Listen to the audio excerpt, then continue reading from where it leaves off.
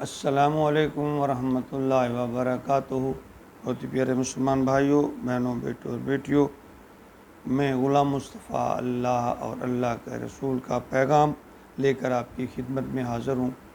آج کا ہمارا سبق سورہ یونس آیت نمبر 42 تا 44 پر مشتمل ہے۔ اعوذ باللہ من الشیطان الرجیم، بسم اللہ الرحمن الرحیم۔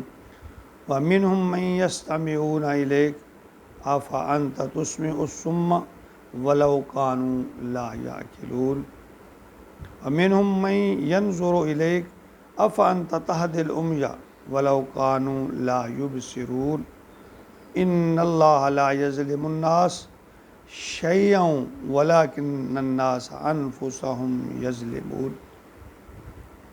پچھلی آیت میں اللہ رب العالمین نے فرمایا کہ میرے محبوب، تمہارا کام صرف حق کا پیغام، میرا احکام لوگوں تک پہنچانا ہے۔ ہدایت یا پھر عمل کروانا یہ آپ کی ذمہ داری نہیں ہے۔ اور ان آیت میں ایک سٹیپ اور آگے ہو کر اللہ تعالیٰ نے فرمایا کہ ان عقل کے اندھوں کو تم سمجھا نہیں سکتے۔ جس انسان کے اندر خود سمجھنے کی رغبت یا خواہش نہ ہو، وہ خود راہ حق کا متلاشی نہ ہو، ان پر تبلیغ بھی اثر نہیں کرتی۔ آپ اس معاملہ میں خود کو ہلکان نہ کریں۔ فرمایا وَمِنْهُمْ مَنْ يَسْتَمِعُونَ إِلَيْكَ، ان میں سے ایسے لوگ بھی ہیں جو بڑی توجہ سے سنتے ہیں۔ أَفَأَنْتَ تُسْمِعُ الصُّمَّ، تو کیا آپ بہروں کو سنا سکتے ہیں؟ وَلَوْ كَانُوا لَا يَعْقِلُونَ، چاہے وہ عقل سے کام نہ لیتے ہوں۔ یعنی آپ کے اختیار میں کیا ہے نبی؟ آپ کا اختیار میں ہے پیغام کو پہنچا دینا۔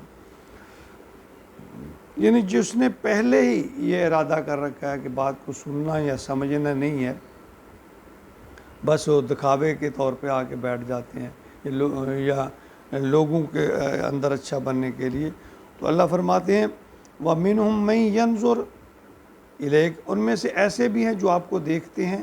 أَفَأَنْتَ تَهْدِي الْعُمْيَ، آپ اندھوں کو ہدایت نہیں دے سکتے۔ وَلَوْ كَانُوا لَا يُبْصِرُونَ، خواہ وہ دیکھتے نہ ہوں۔ یعنی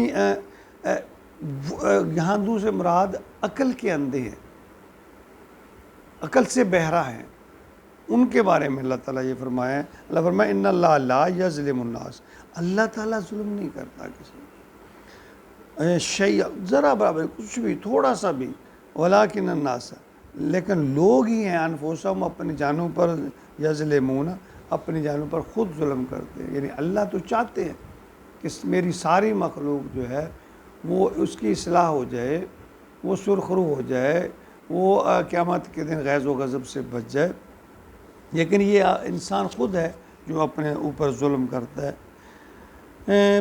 جو لوگ یعنی فرمایا کہ سننا یا ماننا نہیں چاہتے، آپ میرے محبوب انہیں ہدایت نہیں دے سکتے۔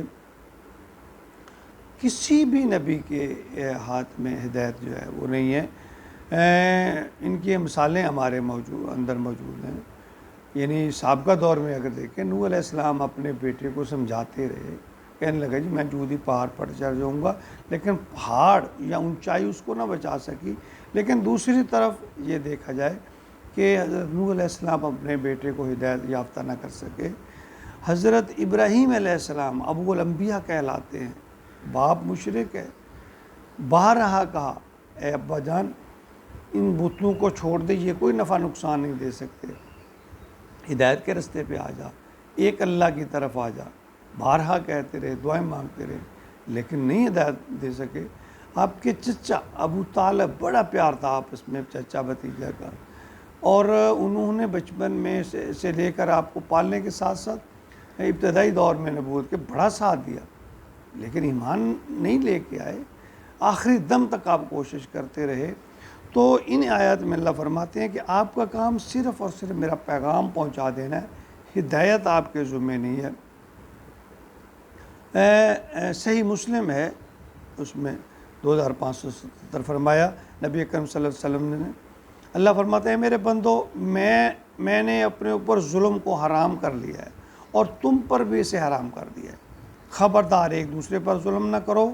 اے میرے بندو، یہ تو تمہارے اپنے ہی اعمال ہیں، جنہیں میں جمع کر رہا ہوں اور پھر تمہیں اس کا بدلہ دوں گا۔ پس جو شخص بھلائی پائے وہ اللہ کا شکر بجا لائے، اور جو اس کے سوا کرے وہ اپنے نفس کو ملامت کرے، یعنی وہ اس کا خود ذمہ دار ہے۔ اس کی ایک اور مثال نبی اکرم صلی اللہ علیہ وسلم نے بیان فرمایا کہ جو ہدایت اللہ نے مجھے دے کر بھیجا ہے نا، اس کی مثال ایسی ہے کہ جیسے کسی زمین پر خوب بارش ہوئی، زمین کا جو ٹکڑا اچھا ہوتا ہے وہ پانی لے لیتا ہے، سبزہ چارہ گھاس اس میں سے بکثرت پیدا ہو جاتی ہے،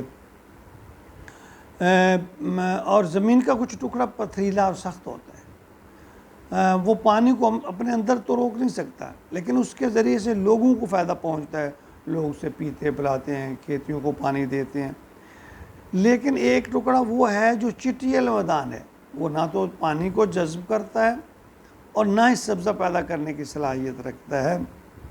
یہی حالت اس دین کی ہے کہ کچھ لوگ اس تبلیغ سے فائدہ اٹھا لیتے ہیں جن کے دل میں ایمان کا تھوڑی رتی ہوتی ہے، اور کچھ لوگ ایسے ہیں جن کا دل پہلے ہی بنجر ہے، سخت ہے، تمسخر کرنے والے ہیں، ہٹ درمی پر ہٹ جانے والے ہیں، تو ان کے بارے میں اللہ تعالیٰ نے فرمایا کہ ان کو کوئی فائدہ نہیں ہوتا میرے اس تبلیغ کا یا کسی بھی دائی کی تبلیغ کا، ان کو ذرا فائدہ نہیں ہوتا۔ اللہ تعالیٰ ہمارے دلوں میں یہ چاہت پیدا کر دے، یہ تڑپ پیدا کر دے کہ ہم اللہ کو راضی کرنا ہے، ہم نے اپنی عاقبت اور آخرت کو سنوارنا ہے، اور قیامت کے دن کی پچھتاوا، شرمندگی اور نقصان اس کا کوئی مداوع نہیں ہوگا، یعنی کوئی بھی صورت نہیں ہے اس کا مداوع کرنے کی، نہ تو دنیا میں انسان واپس آ سکے گا، اور نہ اس وقت آہذاری کام آئے گی، نہ کوئی دعا کام آئے گی، نہ کوئی التجا کام آئے گی۔ تو اس لیے یہ دنیا جو کہ دارالعمل ہے، اس میں رہتے ہوئے ہمیں دارالجزا کے لیے، قیامت کے لیے کچھ نہ کچھ کر لینا چاہیے، کم از کم پاسمات تو آ جائے نا۔ تو اللہ رب العالمین ہمارے دلوں کو اسلام کی طرف، ایمان کی طرف موڑ دے، ہم اپنی اصلاح کر لیں۔ سب سے بڑا کام اور مشکل کام اپنی اصلاح ہے، دوسروں کو کہیں، اچھی بات کی ترغیب دیں، امر بالمعروف نہی عن المنکر کریں، لیکن آپ کسی کو ہدایت دینے کے ذمہ دار نہیں ہیں، اللہ کا پیغام آپ نے پہنچا، اپنے خود ذمہ دار ہیں، یعنی دوسروں کے ہم ذمہ دار نہیں ہیں، ان کو اصلاح کرنے کی کوشش کرتے ہیں، اپنے ہم خود ذمہ دار ہیں، اپنی اصلاح کی کوشش نہیں کرتے۔ اللہ تعالیٰ میں اپنی اصلاح کی توفیق عطا فرمائے، آمین۔